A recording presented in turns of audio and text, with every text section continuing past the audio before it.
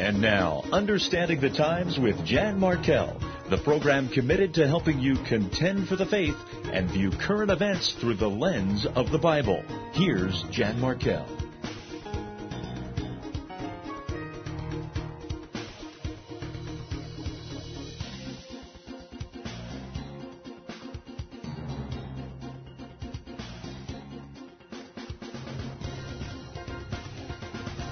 Interesting times that we live in.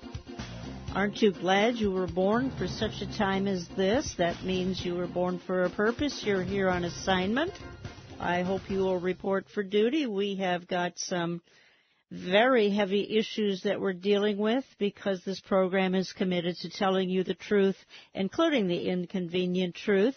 We have privacy issues going on that are on fast forward. We have we've got, frankly, I've said this before, I'd like to bump into George Orwell and apologize for doubting him. He didn't have the date right, but we've got some privacy issues that are going on here in 2009 from the RFID, radio frequency identification, varied chip implant, those kinds of issues, a whole lot more. We're going to tell you a little bit this hour how Google, and we'll explain what that is for those of you not on the computer, is literally trying to spy on the whole world, and a whole lot more that's coming up on this hour. And my very special guest is Dr. Katherine Albrecht. She is a respected expert in the privacy arena with a decade of experience as a privacy researcher, activist, and frequent media commentator, and she's perhaps best known for her work on privacy issues associated with the RFID or varied chip implant, that's radio frequency identification, and retail data collection. Now, Katherine is the co-author of the best-selling book Spy Chips, and she hosts a syndicated radio talk show. I had her co-author on, Liz McIntyre, probably 2 years ago now, talking about the book Spy Chips. And again, we are not trying to be sensational here. As a matter of fact, what we're going to present this hour, some of this, because that's my goal and intention and purpose, is to present it from a biblical perspective. Because some of these things, RFID may not be predicted in the Bible, but some things that are very similar to it as it concerns some end-time scenarios, I think it'd be easily safe to say, are predicted in the Bible.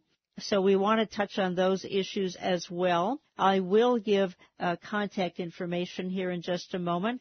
Katherine Albrecht also is a part of Caspian, which is the Consumers Against Supermarket Privacy, Invasion, and Numbering. So we are going to cover just a lot of the privacy issues. Katherine Albrecht, welcome to Understanding the Times for the first time. Well, hey, Jan, it's a thrill to be on your program today. Thank you so much. Katherine, in a sense we have to start at the beginning, assuming that there are some listeners who aren't. They've probably all heard of varied chip and RFID, but we still need an explanation for exactly what that is. Well, sure. Let me start by describing or defining the term RFID, which often throws people off. Those acronyms can be a little confusing.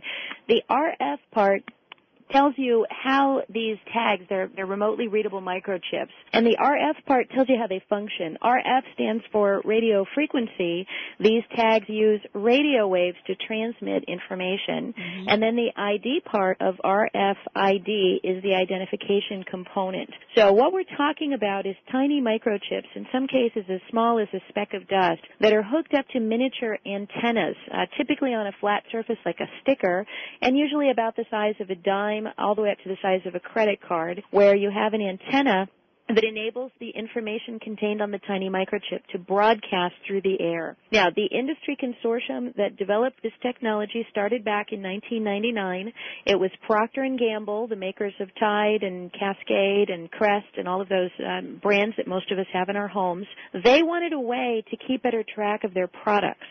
And there was a brand manager there by the name of Kevin Ashton. We write about him in our book, Spy Chips, where his dilemma was trying to figure out how to keep a particular type of lipstick on the shelf, and they kept selling out of it, or they kept misplacing the shipments of it. And so he came up with this idea, well, what if instead of a barcode on all of these packages of lipstick, what if instead we had a tiny radio transponder, a little device that could pick up and respond to radio waves and let us keep track of the inventory that way? So he presented this idea to the higher-ups at Procter & Gamble, and initially they thought, well, that's crazy. That would cost a fortune. We can't do it. But he pursued the idea and finally got them to put some funding into something called the Auto ID Center. That's auto for automatic, which was created at MIT, the Massachusetts Institute of Technology, where you have all of the brilliant engineers and engineering staff and students there.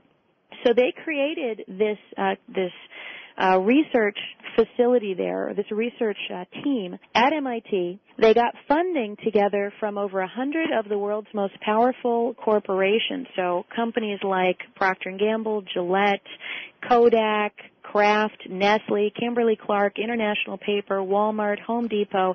Any major company you can think of was probably on board with this plan. They also got funding from the Department of Defense and from the Postal Service, and at one point they had Homeland Security involved there as well. So they all got together and they cooked up a way to make these microchips, these antennaed microchips, small enough, efficient enough, and cheap enough that ultimately their plan was to use them to replace the barcode on every physical product manufactured on planet Earth.